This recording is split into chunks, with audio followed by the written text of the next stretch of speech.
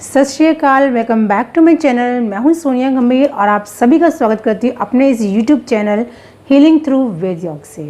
Friends, disc displacement होना, disc की कोई भी प्रॉब्लम होना, बैक पेन होना, सर्वाइकल में बहुत ज़्यादा हद तक दर्द होना, नसों का जाम हो जाना, हाथ पैर का सुन्न हो जाना, साथ ही साथ बॉडी के जॉइंट्स इतने पेन होना और साथ ही साथ हर जगह बॉडी में स्वेलिंग होना, ये जो जितने भी कारण हैं आप कह सकते हैं एक तरह से हड्डियों में कईयों के पटाखे निकलना, कईयों के मनकों में गैप होना। आज हम इसी सभी प्रॉब्लम्स के ऊपर चर्चा करेंगे अपने इस वीडियो में, तो वीडियो के अंत तक ज़रूर बनिएगा। और अगर वीडियो पसंद आए तो लाइक ज़रूर कीजिएगा, शेयर करना अपने फैमिली फ्रेंड्स के साथ ताकि उन्हें भी इसका भरपूर लाभ मिल सके, और सब्सक्राइब करना ना भूलें मेरे इस चैनल को ताकि आने वाली सभी वीडियो के नोटिफिकेशंस आपको बेहद आसानी से मिल सके। तो चलिए शुरू करते हैं वीडियो।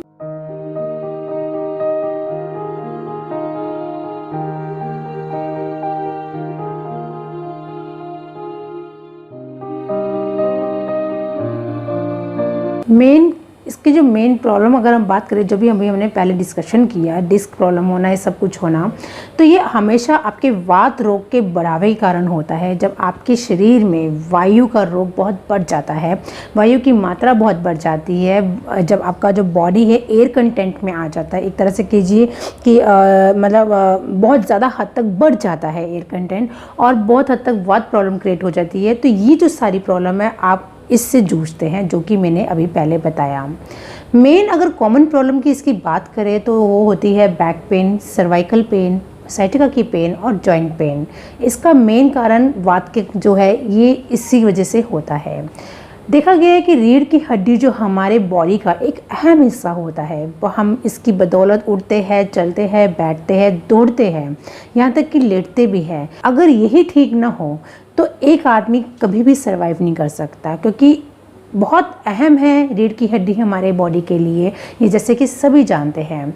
तो अगर इनके नसों में, इनके जॉइंट्स में, इनके मनकों में अगर गैप आ जाता है, उस गैप के अंदर एक वेंस निकलती है और वो वेंस की जो है दब जाए अगर, तो बेहद दर्द होता है, बहुत दर्द उत्पन्न होता है, जिसे हम जॉइंट्स पेन के नाम से भी जानते हैं या हम कहते हैं मनकों के गैप के नाम से भी।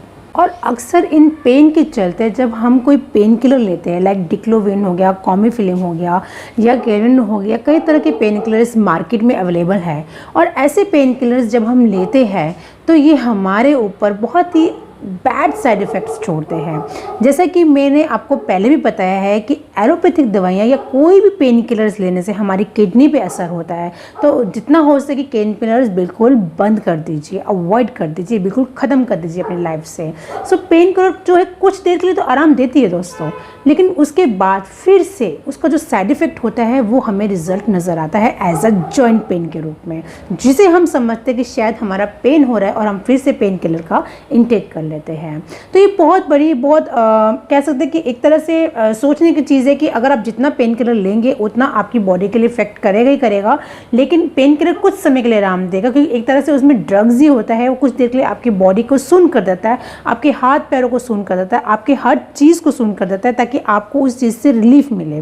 लेकिन हमें पेन किलर्स का जो सेवन है वो नहीं करना है, हमें एक तरह से बहुत ही आराम से उस चीज़ पे विस्तार से सोचना है कि ऐसी क्या चीज़ ले जो हमारी बॉडी को भी नुकसान ना करे, हमारी किडनी के लिए भी नुकसान ना हो और हमें बहुत अच्छे से फ़ायदा दे सके।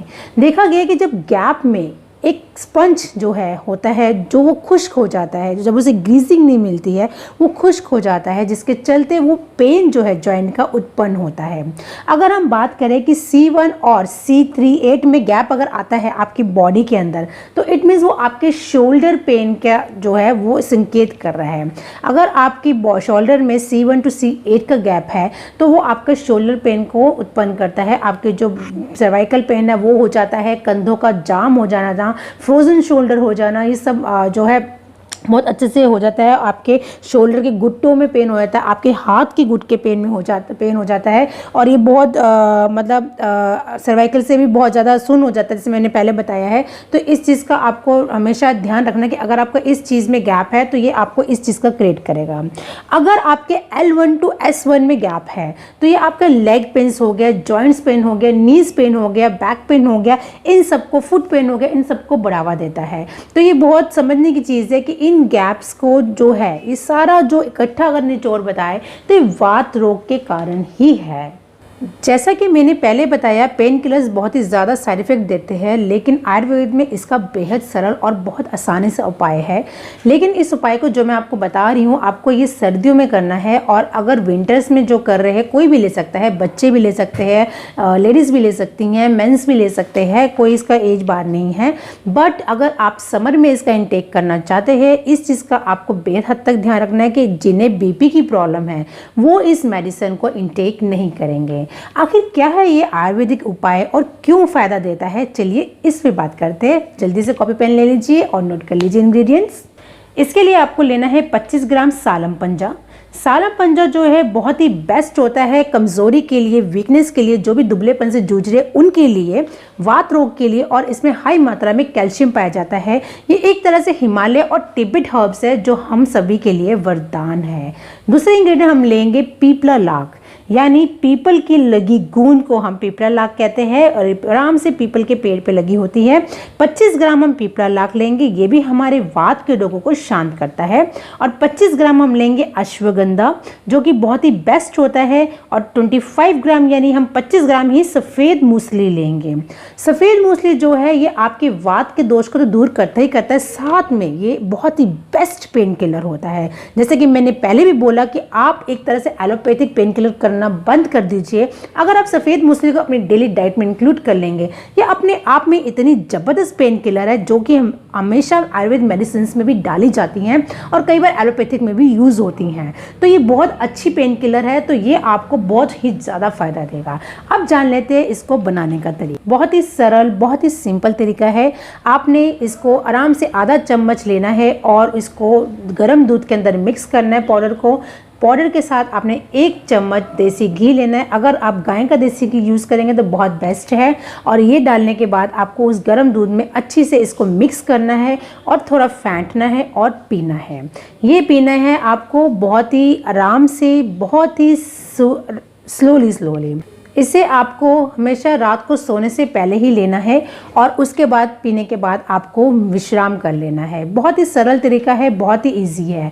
अब आपको ऐसी कौन सी चीज़ है जो अवॉइड करनी है इस औषधि को लेते वक्त, इस मेडिसिन को इंटेक करते वक्त? आपको जितने भी वात से चीज़ें रिलेटेड है वो अवॉइड करनी है, यानी ठंडी चीज़ों का सेवन बंद करना है और आपको गर्म चीज़ों का सेवन ज़्यादा करना है। कुछ भी आपको खाना है तो चौंकड़ी मारकर, यानी पलटी मारकर बैठ के खाना है, और अगर हो सके तो ज़मीन पर बैठ के खाइए। ये बहुत ही अच्छा गुणकारी है सब चीज़ों के लिए। और अगर नहीं भी होता है, जिनको पॉसिबल नहीं है जॉइंट्स पेन्स के कारण, तो वो बेड पे बैठ के भी ले सकते हैं, एज इट इज़ कोई प्रॉब्लम नहीं है। और आपको जितनी ठंडी चीज़ों का सेवन, जैसे मैं बताया, दही भी ठंडा होता है, मटके का पानी भी ठंडा होता है, ठंडा दूध हो गया या कोई भी ठंडी चीज़ होगी, वो आपको अवॉइड करना। खास करके नींबू आपकी हड्डियों के अंदर वात का रोग बहुत हद तक ज़्यादा डाल देता है, तो इस चीज़ के लिए आपको खट्टी चीज़ों का सेवन भी कम करना है। और साथ ही साथ आपको जितना गर्म चीज़ें आप इंटेक कर सकते हैं वो ले सकते हैं। ये बेहद आसान नुस्खा है और अपना के देखिए और फिर मुझे बताइए पीने के बाद कि आपको कितना फ़ायदा हुआ है इसका। कमेंट सेक्शन में अपने कमेंट देना मत भूलिएगा। और अगर ये जानकारी अच्छी लगी तो एक लाइक कर दीजिएगा, शेयर कर दीजिएगा, सब्सक्राइब कर लीजिएगा। मिलूंगी फिर आपको किसी नई जानकारी के साथ, नए उपचार के साथ। तब तक के लिए नमस्कार।